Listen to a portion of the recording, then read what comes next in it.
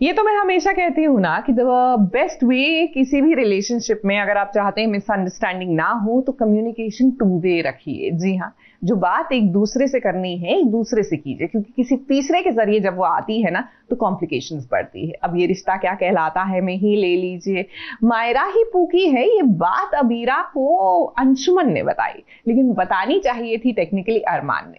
अब होगी ना आगे जाके problems, and not without a reason. आपको कोई गलतफहमी हो रही है? मायरा गीतांजलि की बेटी अरमान 7 सालों तक मुझे हर्ट नहीं कर सकता, क्योंकि मायरा ही पूकी है। आप कहना क्या चाहते हैं अंशुमन? कि अरमान मेरी बेटी को मुझसे छीन कर ले गया? अंशुमन, मुझे जल्द से जल्द माउंट आबू पहुंचना है। मुझे अपनी बेटी को वापस घर लाना है।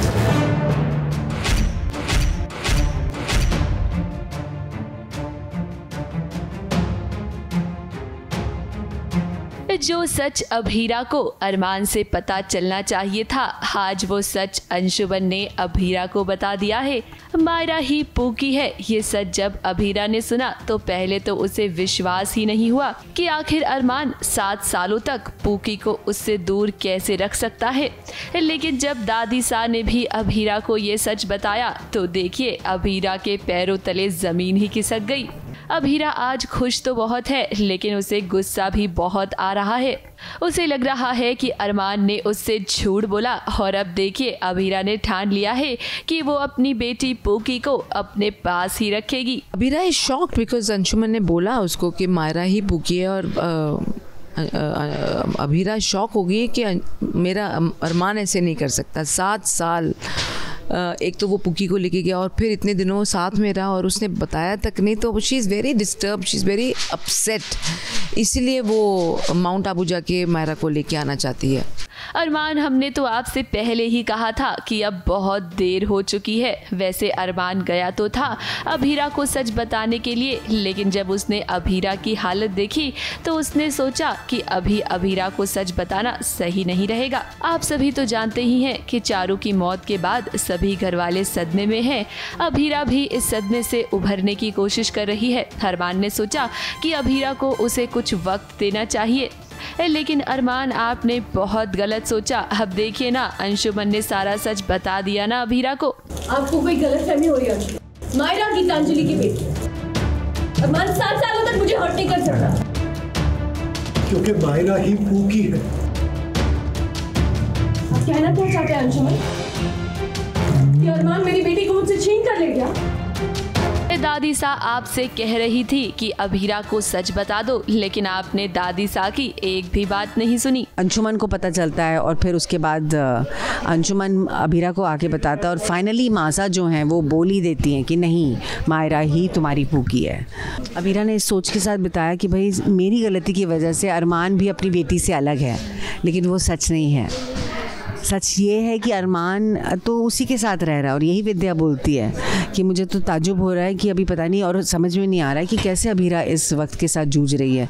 अब जब अंशुमन ने अभीरा को सच बता दिया है तो हम जानते हैं कि अभीरा चुप नहीं बैठेगी, वो अपनी बेटी पूकी के लिए लड़ेगी। और यहाँ पर अरमान को सिर्फ अफसोस ही होगा कि वो अभीरा को पूकी का सच नहीं बता पाया। वैसे एक बात तो तय है कि आने वाले ट्रैक में अरमान और अभीरा इतनी जल्दी एक नहीं होंगे। अभी तो इनके बीच और भी गलतफहमियां बढ़ेंगी, क्योंकि अभीरा को लगेगा कि अरमान ने जानबूझकर उससे सच छुपाया है। ABP news report.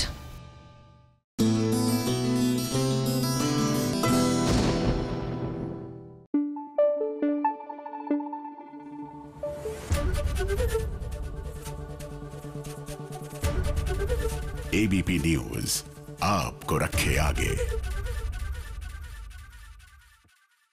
भाई वैसे तो हमारी मन्नत और उनके विक्रांत, उनको भी महादेव की कृपा चाहिए ही, क्योंकि इनकी लाइफ में कोई ना कोई लोचा होता ही रहता है। अब देखिए ना, एक तरफ तो मन्नत और विक्रांत को उनके रेस्टोरेंट के लिए एक इन्वेस्टर मिल गया है, विच इज ग्रेट न्यूज। लेकिन ऑन द साइड लाइन्स खड़ी है मल्ला, और जहां मल्ला होती है वहां साजिशें तो होती ही हैं।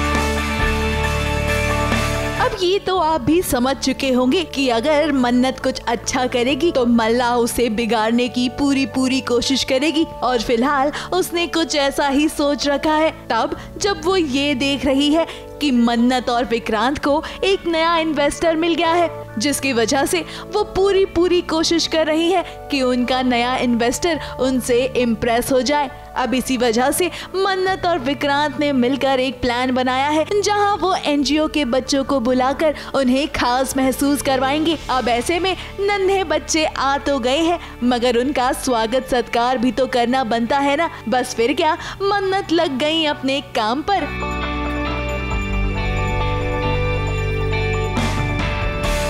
क्योंकि नए इन्वेस्टर्स हैं, कोई उनको इम्प्रेस करने के लिए जो हमने एनजीओ के बच्चे बुलाए हैं, उनको खाना वाना खिलाएंगे।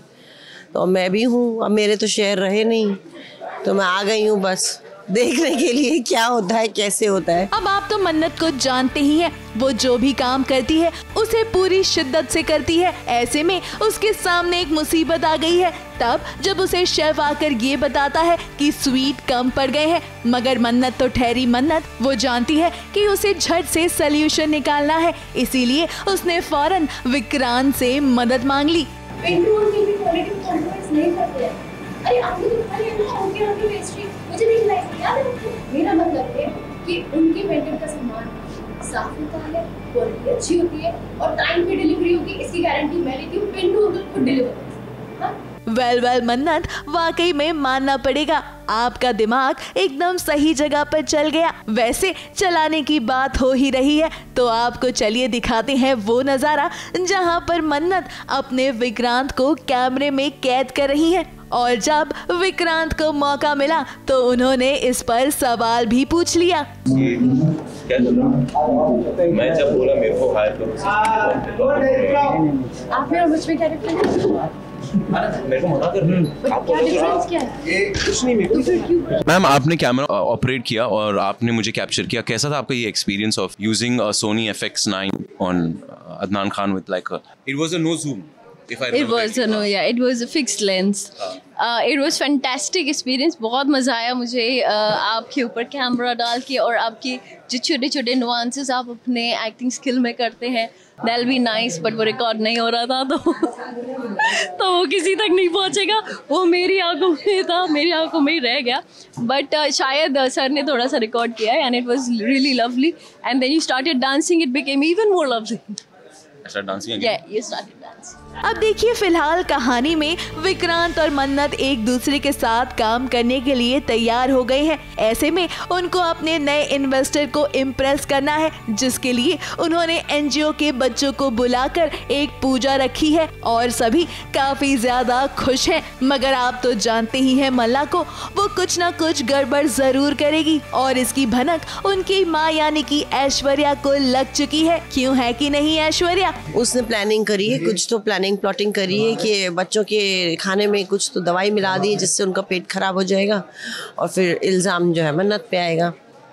तो इस तरह की उसने कुछ प्लॉटिंग करी है, मगर मेरा उसमें कोई हाथ नहीं है, क्लीन चिट है मेरे पास। अब देखिए, हम जानते हैं कि मल्ला अपनी आदतों से बाज नहीं आएंगी, और ये उन्होंने अपनी माँ से ही सीखा है। मगर आगे कहानी में ट्विस्ट जरूर आएगा, और हम जानते हैं कि मन्नत अपने आप को प्रूव किए बिना नहीं मानेंगी। मुंबई से सोनू शुक्ला के साथ एबीपी न्यूज रिपोर्ट।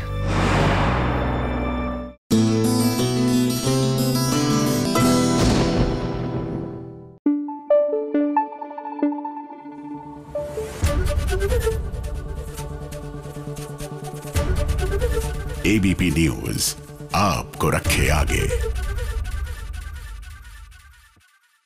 देखिए, मेहनत कीजिए या फिर सच्चे मन से भक्ति कीजिए, कभी भी मेहनत का और भक्ति का फल जो है ना, वो देर से आपको मिल सकता है, लेकिन मिलता जरूर है और मीठा भी होता है। अब इतनी घुमा फिरा के मैंने बात क्यों की, क्योंकि क्या आप जानते हैं कि तारक मेहता का उल्टा चश्मा सीरियल ने 17 साल पूरे कर लिए हैं, देखते ही देखते। और ऐसे में ढेर सारे कलाकार यहाँ शामिल तो हुए, सीरियल के भी, बाकी दोस्त भी आए मिलने, लेकिन एक कमी हर किसी को खटकी, दया बहन की।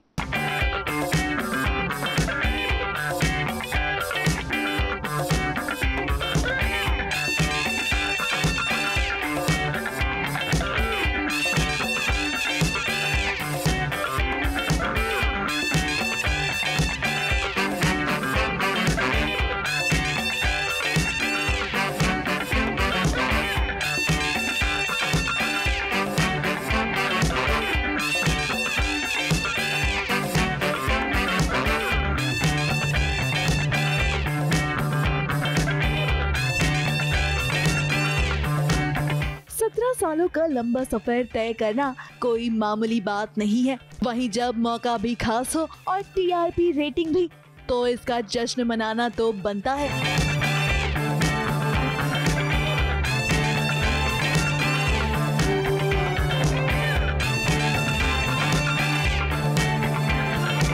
अब देखते ही देखते तारक मेहता का उल्टा चश्मा ने पूरे कर लिए हैं 17 साल। ऐसे में शो के निर्माता हो या हो पूरी स्टार कास्ट, सभी ऑन स्क्रीन फैमिली के साथ साथ ऑफ स्क्रीन फैमिली के साथ भी दिखाई दिए।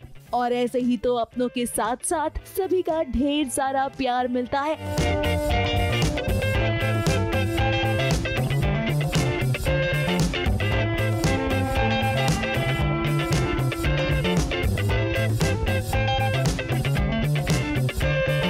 और इसी नाते की वजह से एक पूरी टीम कंप्लीट होती है, जिसका असर शो पर भी दिखाई देता है। तो चलिए आज आपको ले चलते हैं इस खास शाम में, जहां सभी अपनों का साथ पाकर खुश हैं और मना रही है जश्न इस 17 साल को पूरा करने का।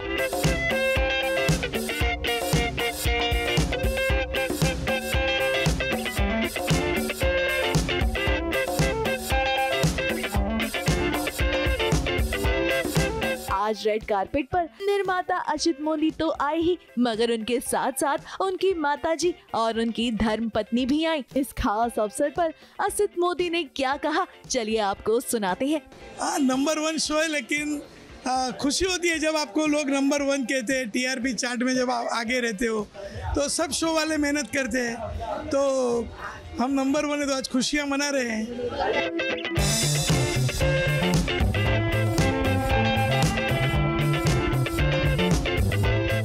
जब दिलीप जोशी यानी कि आप सबके चहीते जेठालाल आए तो उन्होंने बताया कि उनका सफर कैसा रहा। उन्होंने तो पुराने दिनों को याद कर देखिए कैसे हमसे अपने दिल की बात बताई। बस क्या कहेंगे, बस सर रियल सी फीलिंग है, क्योंकि मुझे आज भी याद है 100 एपिसोड हुए थे और आसिफ भाई ने पार्टी दी थी। 100 एपिसोड हुए तो हम इतने एक्साइटेड थे कि हमारी सीरियल के 100 एपिसोड हो गए। तो आज देखते ही देखते 17 साल कंप्लीट हो गए और 4450 से भी ज़्यादा एपिसोड हो गए। तो बस मैं इस वक्त तो अपने गुरु परम पूज्य प्रमुख स्वामी महाराज और परम पूज्य महंत स्वामी महाराज को नतमस्तक होकर साष्टांग दंडवत प्रणाम करके उनका आभार प्रकट करना चाहूँगा कि उनके आशीर्वाद की वजह से आज ये मुमकिन हो पाया है। ऑफ कोर्स मैं समझता हूँ कि डिवाइन एक पावर है जिसकी वजह से आसिफ भाई और हम सब मिल करके और भी बनाए सर। इतना लॉन्ग रेंज कॉमेडी शो आज इतना नहीं है सर। हाँ बिल्कुल, आई मीन ये तो बस भगवान का जितना शुक्रिया अदा करे उतना कम है। Thank you so much sir. Thank you.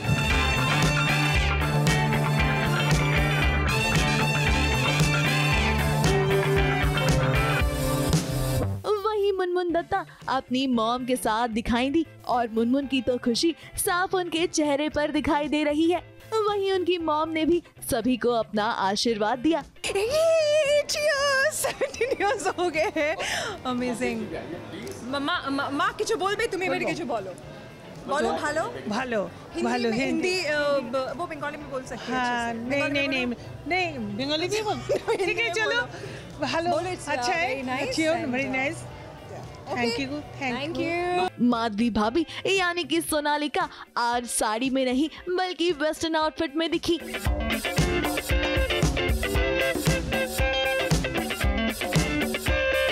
और तो और जब मुलाकात उनके असल भिड़े यानी कि जोशी जी से हुई तो सुनिए उन्होंने क्या कहा।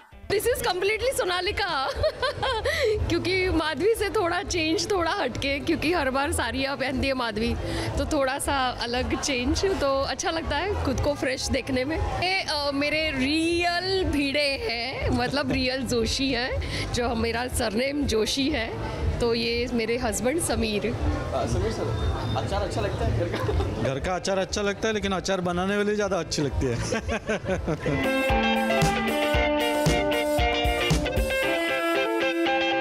वैसे से टप्पू सेना से मिलने का अलग ही उत्साह होता है, क्योंकि इनका जोश अभी भी उसी तरह का है। अब इतना लंबा सफर तय किया है तो सभी दर्शकों को शुक्रिया करना भी तो बनता है। उनकी 17 साल अभी मतलब ऑलमोस्ट कंप्लीट हो गए, अभी तो अडल्ट होने वाले हैं। हाँ, पतले होके भी मुझे 17 साल हो गए हैं, बट हाँ, it's a very big achievement for everyone, like for the whole team, और बहुत अच्छा लग रहा है। और सिर्फ बोलने के लिए 17 साल है, लेकिन जो पल हमने 17 सालों में जिए हैं और जो खुशियाँ बांटी है, आपस में दुख बांटे हैं, और ऐसे दोस्त मिले जो 17 साल में मुझे, आई डोंट थिंक सो कि वो शायद किसी और को मिले। तो thank you Asti sir and thank you everyone for your love. बहुत यार, ऑब्वियसली मेरा घर था और था क्या है, तो घर से जब आप दूर जाते हो तो याद करते हो घर को। यार मैं तो अभी भी मिस करता हूँ, बट वापस आके बहुत मज़ा आया। To be very honest, as a audience भी मैंने तारक मेहता देखा, और अब मैं एज एन एक्टर भी काम कर रहा हूँ इसमें। तो मैं सबसे पहली बात तो यही कहूँगा कि यार जो भी हमारी ऑडियंस है उसको दिल से धन्यवाद, जो आपने हमें इतना साथ दिया है आज तक और जो आप हमारे इसी तरह से आप हमें प्यार करते रहिए। आपके साथ हम भी अभी 17 बनाया है, अगले साल हम लोग अडल्ट हो जाएंगे, नेक्स्ट ईयर ना, अभी तो 17 ईयर कंप्लीट हुए। तो आपके साथ ऐसे हम आगे बढ़ते रहें।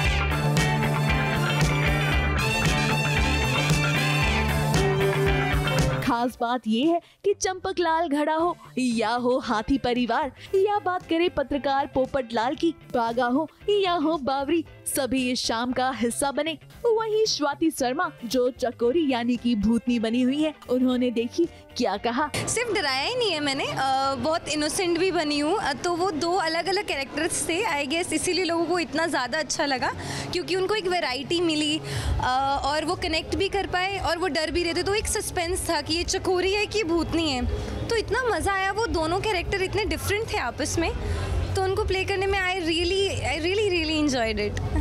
वेल, सभी को यूं एक साथ देखकर वाकई में बहुत मजा आया, मगर कमी खली तो सिर्फ दया बेन की, जो अगर शो का हिस्सा होती तो वाकई में इस पार्टी में और भी 4 चांद लग जाते। वेल, अभी तो 17 साल पूरे हुए हैं और शो अभी भी दर्शकों का चहीता बना हुआ है। उम्मीद करते हैं आगे भी दर्शक इसी तरह का प्यार शो को यूं ही देते रहे। मुंबई से विशाल शर्मा के साथ एबीपी न्यूज रिपोर्ट।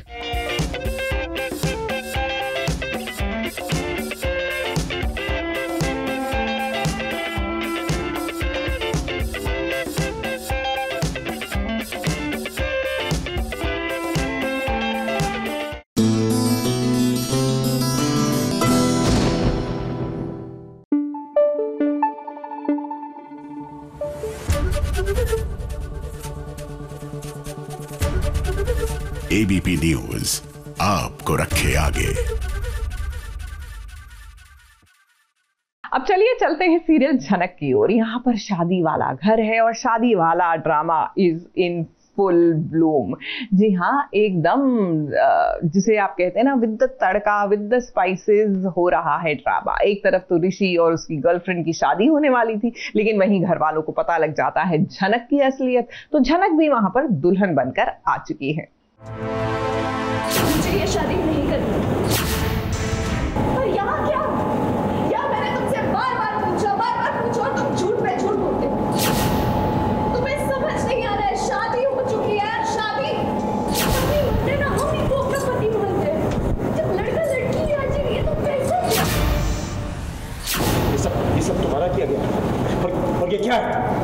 देखिए ऋषि, ये बात तो आपको पता होनी चाहिए थी कि सच ज्यादा दिन छुपाए नहीं छुपता, और अब जिस सच के बलबूते पर आप चले थे आदिति से शादी करने, वो सच आदिति को पता चल चुका है और उसने फैसला कर लिया है कि वो शादी अब नहीं करना चाहती। हाँ, वो बात अलग है कि आदिति को बहुत ठेस पहुंची है कि ऋषि ने इतना बड़ा सच उससे कैसे छुपाया, इसीलिए उसने ये भी फैसला किया है कि वो शादी तोड़ेगी तो सभी घर वालों के सामने। मुझे ये शादी नहीं करनी।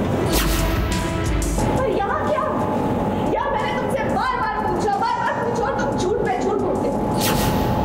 तुम्हें समझ नहीं आ रहा है, शादी हो चुकी है। शादी। मुझे ऋषि के को-वर्कर ने फ़ोटोज़ भेजी, तो मैंने वो फ़ोटोज़ देखी और मेरी दुनिया हिल गई। अब इस पूरे मसले से ऋषि घबरा गया है। वो चाहता है कि वो आदिति को सारा सच बता दे, क्योंकि उसने और झनक ने तो ये डील की थी कि वो अपनी शादी के बारे में किसी को नहीं बताएंगे, क्योंकि दोनों इस शादी को असल मानते ही नहीं है। वहीं आदिति का कुछ और ही मानना है, क्योंकि उसे तो लगता है कि शादी अगर किसी से हो गई है तो उनका रिश्ता जन्मों जन्मों का बन जाता है। वैसे असल लाइफ में तो ऐसा ही होता है, मगर सीरियल की दुनिया में देखिए ना कैसे इसको लेकर एक बड़ा मसला बना हुआ है, और कैसे झनक भी इसकी सफाई दे रही है, और कैसे झनक भी इस बात की सफाई दे रही है कि उसका और ऋषि का कोई भी पति पत्नी वाला नाता नहीं है।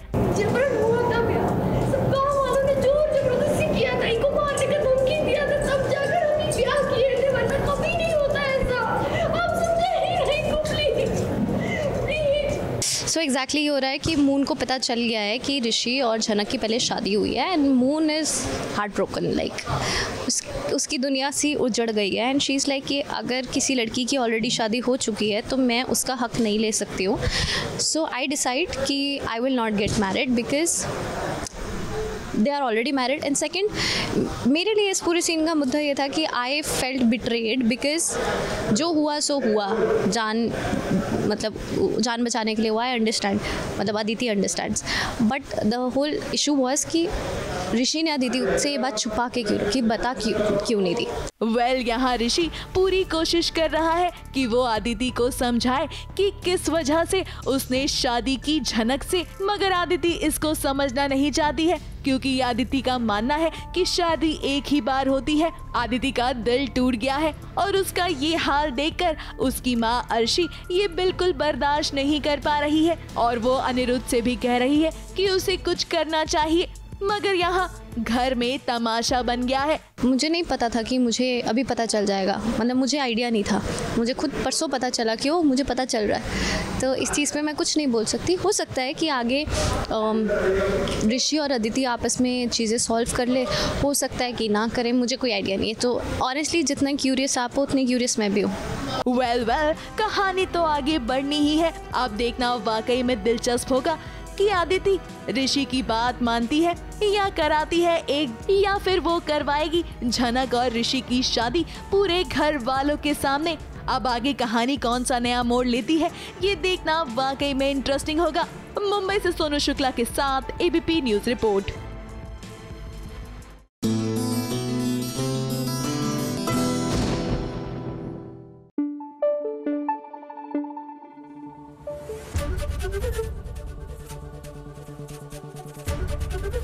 एबीपी न्यूज आपको रखे आगे। अब बात करते हैं सीरियल कभी नीम की। जी हाँ, यहाँ पर एक्चुअली बात ऐसे करते हैं, श्रावण का महीना है, हर कोई शिव भक्ति में लीन है और हर कोई चाहता है कि भाई उनको अगर जीवन साथी मिले तो महादेव की तरह, जो जन्मों जन्मांतर तक बस माँ पार्वती के ही थे।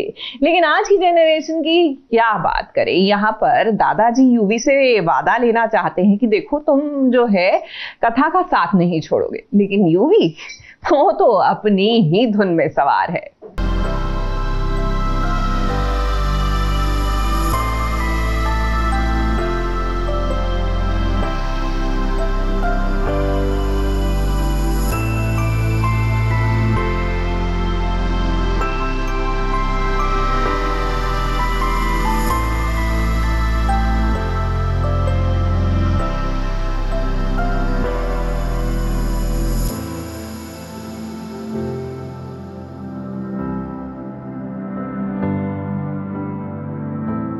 कथा और यूवी दोनों ही एकदम अलग अलग हैं। एक पूरब है तो दूसरा पश्चिम, तो भला ऐसे में इनका रिश्ता किसने जोड़ा है? अब जिसने भी जोड़ा है वो तो सामने ही खड़ा है, दादाजी। कथा को इस घर में मैं लाया हूँ। अब दादाजी जानते थे कि कथा अगर यूवी की जिंदगी में आएगी तो यूवी की जिंदगी बदल जाएगी। अब यूवी को लगता है कि कथा उसके गले की घंटी बन गई है। अब यूवी बाबू एक घंटी बन गई है तो उसे संभाल कर रखना। अगर आपने ऐसा नहीं किया तो दादाजी है ना, वो आपको अपने प्रॉपर्टी से बेदखल कर देंगे और हाँ, इस घर से भी।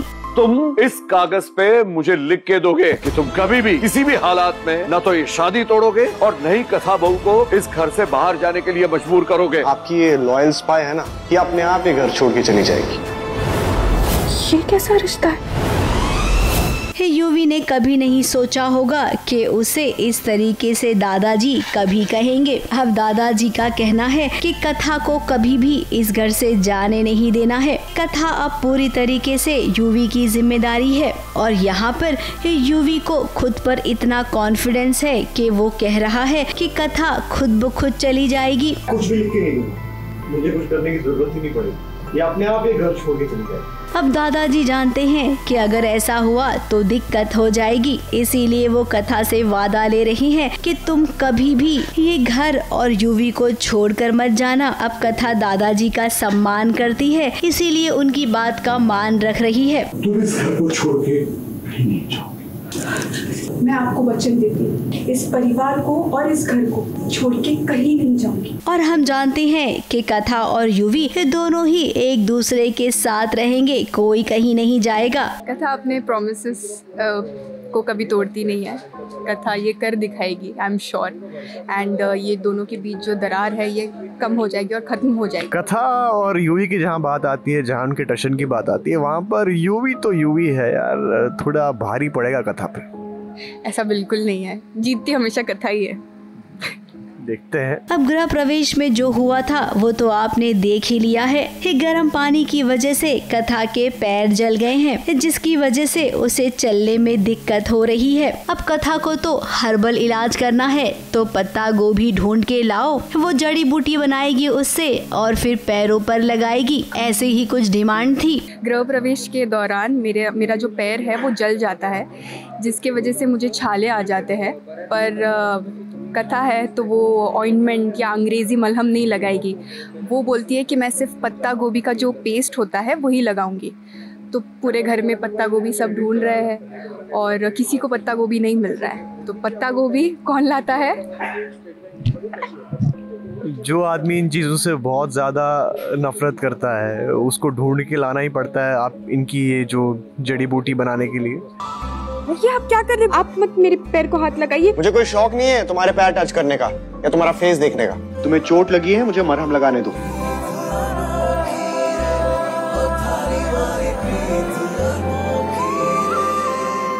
अब यूवी को ना चाहते हुए भी कथा की डिमांड पूरी करनी पड़ी। अब यूवी बेटा ऐसे ही धीरे धीरे आप सारी डिमांड पूरी करते जाइए, बीच बीच में आप दोनों की नोकझोंक भी होगी। और हाँ, ये देसी लड़की है ना, बहुत जल्द आपको भी इससे प्यार हो जाएगा और हमें पूरा यकीन है कि इस देसी लड़की के दिल में जब आप झांकेंगे ना तो आपको ये और भी खूबसूरत लगेगी। ABP news report.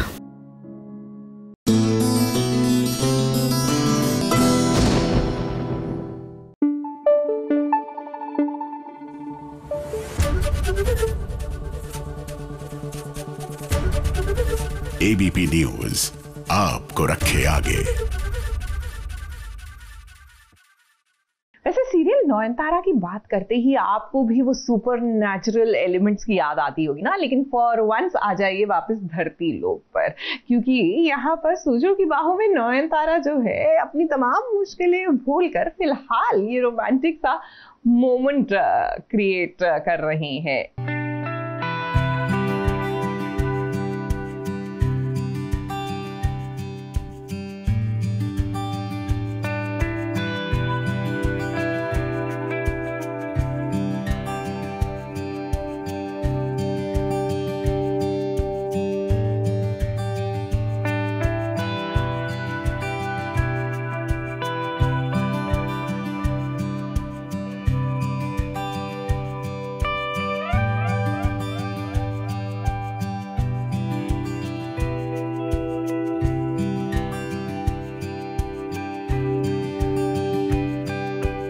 शोजो की बाहों में नोएन तारा। अब ये तो होना ही था।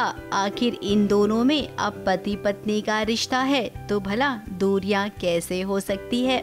शोजो और नोएन को इतने करीब देखकर वो देखिए ललिता यानी कि लता की हालत क्या हो रही है।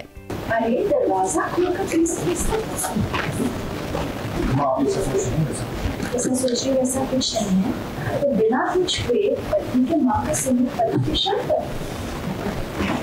आते मुझे पकड़ते तो वो मुझे बाहर भेजने को होते, लेकिन मैं नहीं जा रही होती तो मेरा पाँव हिल जाता, मैं गिरने को होते तो पकड़ भी लेते, फिर पकड़ के वापस छोड़ रहे, फिर मैं नहीं खड़ी हो रही हूँ तो वो थोड़ा फनी सीन हो जाता है। फिर वो मुझे मतलब मम्मी फिर लता मैम आ जाती है, लता आ जाती है, वो मुझे देखती है, शोजो बाबू को देखती है, बोलती है इनमें कुछ ज़्यादा ही नज़दीकियाँ बढ़ रही है, इसको कम करना पड़ेगा। अब लता जी जरा ये तो बताइए कि किसी के कमरे में आने से पहले नॉक नॉक किया जाता है। क्या आप जानती नहीं है कि आपके बेटे की अभी अभी नई नई शादी हुई है? प्रिवेसी नाम की भी कोई चीज होती है या नहीं? हम जानते हैं कि आप तो यही चाहती हो कि नोएन और शोजो कभी भी करीब ना आएं। अब शोजो के सामने तो ललिता यानी कि लता एक अच्छी माँ बनने की कोशिश करती है, लेकिन अंदर से वो कैसी है ये तो हम ही जानते हैं, और हाँ नोएन भी जानती है कि तुम जाओ, मुझे अपने बेटे से अकेले बात करनी है। तो मुझे पता है ये तो सेफ है ही नहीं। तो मैं कहती हूँ कि नहीं मुझे भी शोजो बाबू से कुछ बात करनी है। बोलती है हाँ तो मैं माँ हूँ उसकी, मैं कह रही मुझे मेरे बेटे से 2 मिनट अकेले बात करें, तुम जाओ बाहर। तो मुझे जबरदस्ती बाहर भेज देती है। अब यहाँ पर एक कॉमेडी सीन हो गया है। नोएन शोजो से कुछ इम्पोर्टेंट बात करने आई है, लेकिन तभी शोजो की शर्ट में नोएन के बाल फंस जाते हैं। अब शोजो का कहना है कि तुम्हारे बाल ही मैं काट देता हूँ।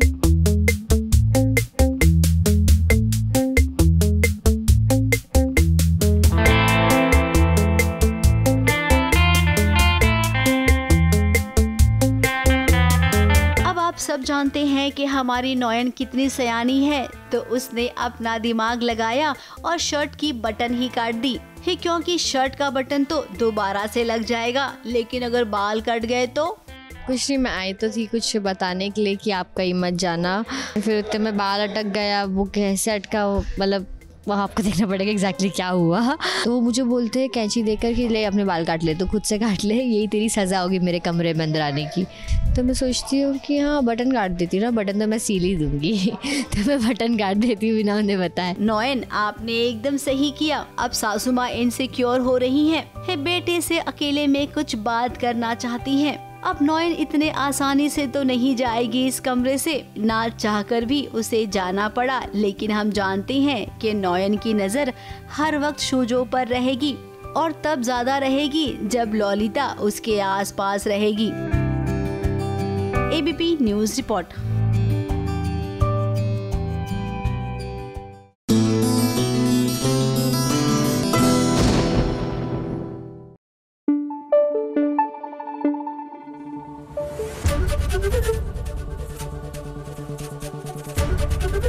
एबीपी न्यूज आपको रखे आगे। देखिए, जब आपको पता है कि आपके इर्द गिर्द कुछ लोग हैं जो साजिशें करते रहते हैं कि किसी तरह आपका रिश्ता खराब हो जाए, तो ऑल द मोर रीजन कि आपको एक दूसरे पर विश्वास होना चाहिए। लेकिन क्या करें, कुछ लोग सुधरते ही नहीं हैं।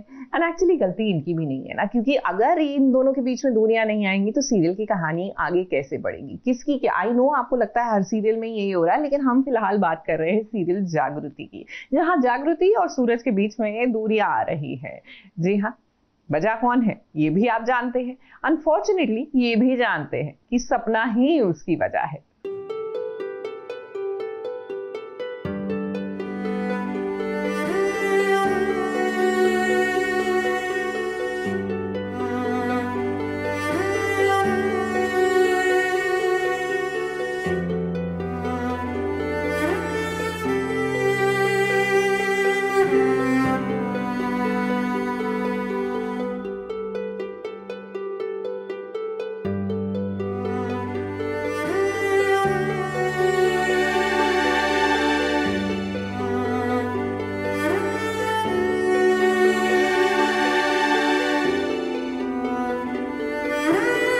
जिस पर खुद से भी ज्यादा भरोसा किया था, जिसके लिए जान न्योछावर करने का हर पल मन करता था। क्या सच में वो सूरज अब दगाबाज हो गया है? अब जागृति तो खुद से ही यही सवाल पूछ रही है। जब से उसे पता चला है कि सपना की कोख में सूरज का बच्चा है, उसके लिए मानो दुनिया में अंधेरा सा ही छा गया हो।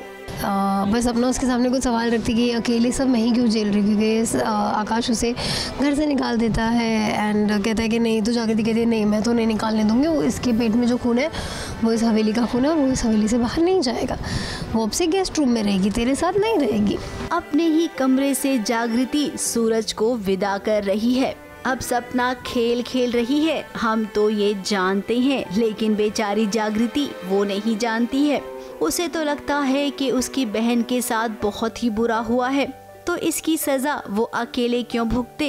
अब सूरज ने तो घर से बाहर निकाल दिया है ना सपना को, वो अब गेस्ट हाउस में रह रही है, तो यहाँ पर अब जागृति का कहना है कि सूरज तुमको भी वहीं रहना होगा। तो अब सागर ने तो साफ मना कर दिया, पर अब ये बच्चा सूरज का है तो सूरज को काइंड ऑफ केयर लेनी चाहिए सपना की और बेबी की एटलीस्ट।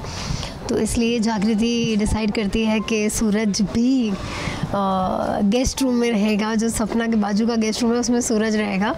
एंड बहुत ही भारी मन से जागृति उसका सारा सामान पैक करती है। फिर वहीं दूसरी ओर सपना अपनी बहन को इमोशनल कर रही है। फिर वो सब बातें कहकर जो एक पत्नी अपने पति के साथ रहकर करती है। अब कोई भी पत्नी जब माँ बनती है ना, तो वो यही चाहती है कि उसका पति उसके आसपास ही रहे। कुछ भी अगर ऊंच नीच हो जाए तो pति हमेशा उसका साथ दे, लेकिन सपना का कहना है कि ऐसा उसके साथ तो होगा नहीं। चाहती थी कि प्रेगनेंसी में मेरा पति पूरे टाइम मेरे साथ हो। मुझे जरा सी भी तकलीफ हो, एक छोटा सा भी कॉम्प्लिकेशन हो तो भागा दौड़ा चला है मेरी मदद करने, मुझे इमोशनल सपोर्ट दे दे। इसीलिए तो जागृति ने भी फैसला लिया है कि सूरज अब सपना के साथ उसके ही कमरे में रहेगा। ये फैसला लेना बहुत ही मुश्किल था, लेकिन क्या करें, जागृति को ऐसा करना ही पड़ा। सिर्फ जागृति है, जग्गुई है उसकी, जिससे वो बता सकती कि यार ये सब कुछ गलत हो रहा है, मुझे ये चाहिए था पर ऐसे नहीं चाहिए था, और ये गलती हम दोनों की है, तो मैं अकेले क्यों भुगत रही हूँ। और वो कहीं ना कहीं अननोइंगली जागृति को भी हर्ट कर रही है सारी बातें बोलकर। अगर जागृति आपने ये फैसला ले ही लिया है ना, तो जरा ये भी सोचिए कि नशे की हालत में ही सही सूरज कभी ऐसा कर सकता है क्या। फिर कुछ तो सोचिए, दिमाग के घोड़े दौड़ाइए और असली मुद्दे पर आओ। आपके घर में ही आस्तीन का सांप है। इस सूरज का भाई और आपकी बहन, ये दोनों मिलकर आपको बर्बाद करना चाहती हैं। जितना जल्दी हो सके आप समझ जाइए। मुंबई से कैमरामैन भुवन सिंह के साथ एबीपी न्यूज रिपोर्ट।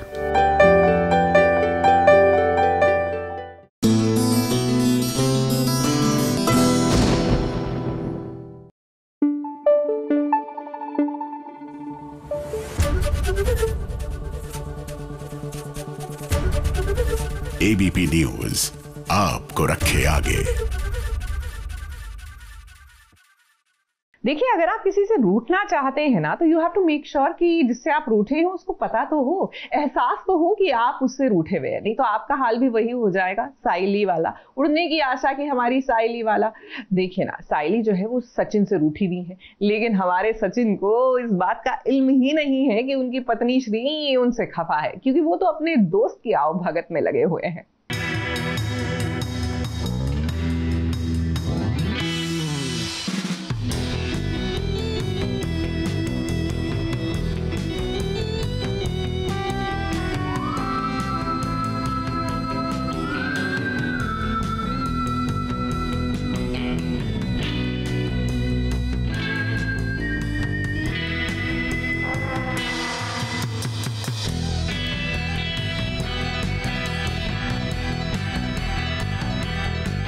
सचिन से रूठी रूठी है साइली, लेकिन सचिन को इसकी कोई खबर ही नहीं है। जब से सचिन की जिंदगी में उसका दोस्त रंजीत आया है ना, तब से सचिन ना जाने कौन सी दुनिया में रहता है। साइली की तो उसे कोई फिक्र ही नहीं है और ना ही घर पर आने जाने का कोई समय है उसका।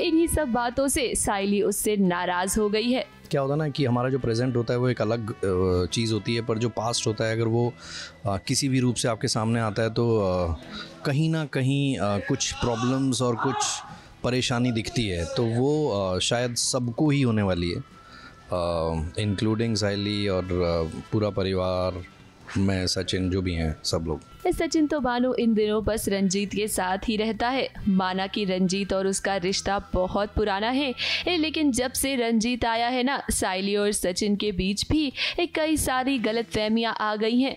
अब देखिए, रंजीत को जॉब मिल गई है और इसके बारे में सबसे पहले उसने सचिन को ही बताया। हालांकि यहाँ पर उसने सचिन से मदद भी मांगी। डिलीवरी बॉय की जॉब तो उसे मिली है, लेकिन उसके पास स्कूटर नहीं है। अब देखिए, रंजीत सचिन के बचपन का दोस्त है और रंजीत ने सचिन के लिए जो कुछ भी किया है ना, उसके बाद सचिन तो रंजीत की हर हालत में मदद करेगा। सचिन का पास जो है वो बहुत इम्पोर्टेंट है इस शो में।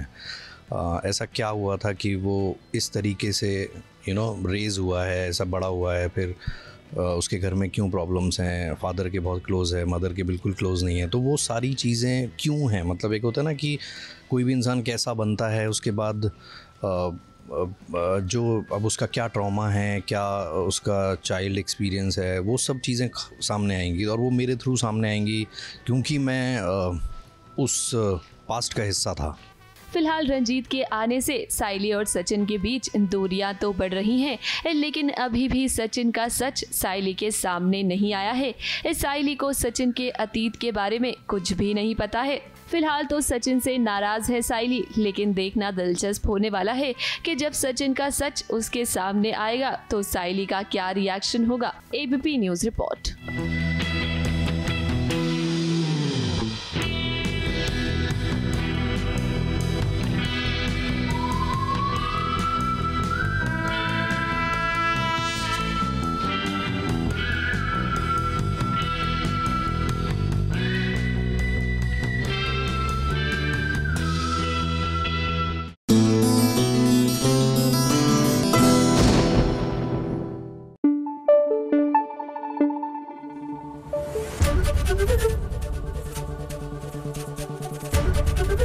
एबीपी न्यूज आपको रखे आगे।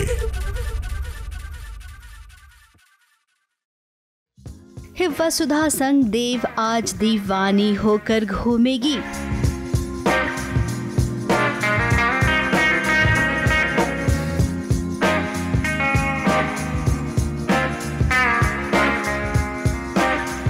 प्रोफेसर बाबू अपने स्टूडेंट से ये कहेंगे, मुझे तुमसे प्यार हो गया है।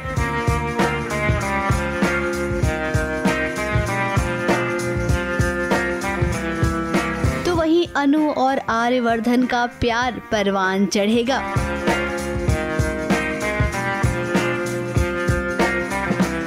रिश्तों की कुछ ऐसी ही साठगांठ आप सबके लिए रिश्तों का मेला बनकर लौटी है। इस बार आपको रिश्तों के इस मेले में ये सभी एक दूसरे का साथ देंगे और जमकर धमाल करेंगे।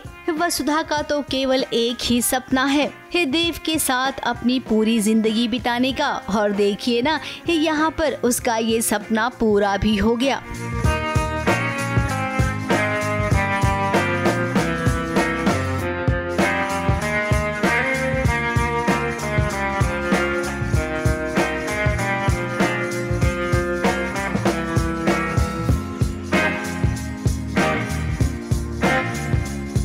एक्चुअली अगर वसुधा की साइड से देखा जाए तो ये एक्ट बहुत स्पेशल है, क्योंकि this is her dream basically. तो इसमें वो देव से शादी कर रही है और देव उसे मंगलसूत्र पहना रहा है, तो उसके लिए तो ये ड्रीम कम ट्रू हो गया। तो वसुधा के लिए तो this moment is full on so special. Dev के लिए ये वसु का एक सपना है जो देव पूरा कर रहा है, और काफ़ी ड्रीमी एक्ट है पूरा। इट्स ऑल गेटिंग मैरिड और थोड़ा बहुत डांस और बहुत ही इमोशनल मोमेंट है देव के लिए भी और वसु के लिए। देव और वसुधा जब जब साथ आते हैं ही कायनात भी खुश हो जाती है।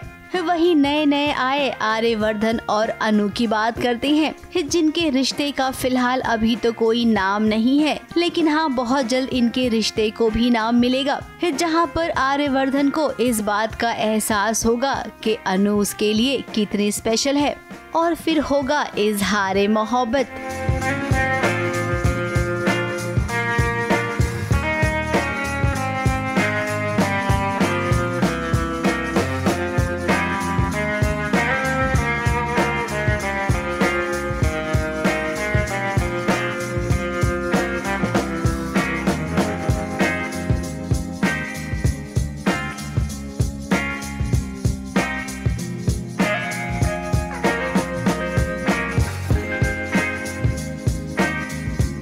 बहुत ज़्यादा स्पेशल होने वाला है, बिकॉज हम 3 जो लेडीज़ हैं CTV की, हम लोग साथ में परफॉर्म कर रही हैं। हमारा सोलो डांस भी है और बहुत ही प्यारे गाने हैं। जब आप देखोगे आपको पता चलेगा, पर लुक से आप थोड़ा बहुत तो अंदाज़ा लगा सकते हो कि किस टाइप का डांस होने वाला है। धमाकेदार होने वाला है और आप सबको देखने में भी उतना ही मज़ा आएगा जितना हमें करने में आया। बहुत ज़्यादा एक्साइटेड हूँ, बिकॉज फैंस ने कहीं ना कहीं हमें एक स्क्रीन के पीछे से देखा है, जो हमें लाइव परफॉर्म करते हुए देखेंगे एंड उनसे इंटरेक्ट करने का मौका मिलेगा। तो इससे बेटर क्या हो सकता है। मतलब we all are working hard for you guys. इस जोड़ी की परफॉर्मेंस देखने के बाद अब आगे बढ़ते हैं स्टूडेंट और प्रोफेसर के पास। कहने को तो सरू युग की स्टूडेंट है, लेकिन प्रोफेसर साहब का दिल अपने स्टूडेंट पर कुछ इस कदर आया है कि वो बेताब हो गए हैं। उन्हें एक पल का भी चैन नहीं है, बस हमेशा वो इसी फिराक में रहते हैं कि कब अपने दिल की बात सरू से कहें। अब सरू को भी इस बात का एहसास है और वो भी युग से प्यार करने लगी है। इसीलिए तो इन दोनों की जरा इस परफॉर्मेंस ने देखिए कितना धमाल मचा दिया है। कुल मिलाकर कहें तो ZTV का रिश्तों का मेला एक स्पेशल एपिसोड होने वाला है, जहां पर इन सितारों की परफॉर्मेंस के अलावा ये फैंस से भी मिलेंगे और होगी ढेर सारी गपशप।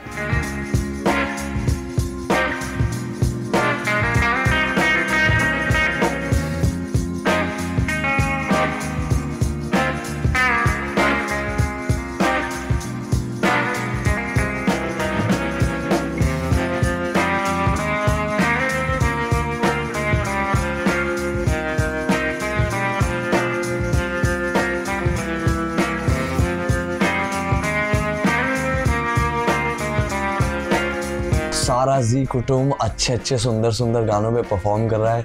आपको अपने फेवरेट सेलिब्रिटीज़, अपने स्टार्स की परफॉर्मेंसेस देखने को मिलेगा। कहानी के बाहर एक पर्सपेक्टिव देखने को मिलेगा। गेम्स मिलेंगी, कंपेटिटिव स्पिरिट मिलेगी, बहुत कुछ होने वाला है। Let's see, we are very बहुत होने वाली है बेसिकली। हाँ, तो बहुत मज़ा आने वाला है। लेट्स सी। बहुत सारे शूट के बीच में हमने रात को 10-15 मिनट में कोरियोग्राफी सीखी थी, बट जब मतलब हमें पता चला कि फैंस के लिए है, बहुत लोग आएंगे, तब हम बहुत एक्साइटेड थे। तो मैंने तो मन में मेरा रिहर्सल चल ही रहा था कि क्या अभी कैसे होगा, पसंद आएगा कि नहीं लोगों को।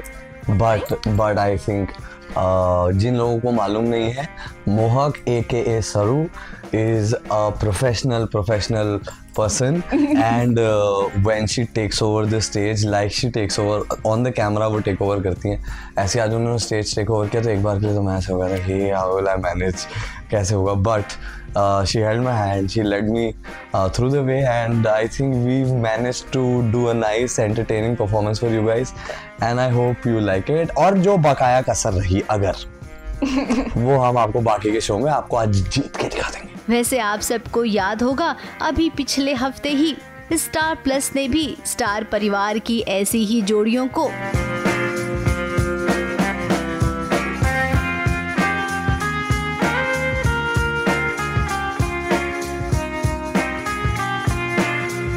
एक साथ एक ही मंच पर लाया था और अपने दर्शकों को बहुत बड़ी सौगात दी थी। ABP news report.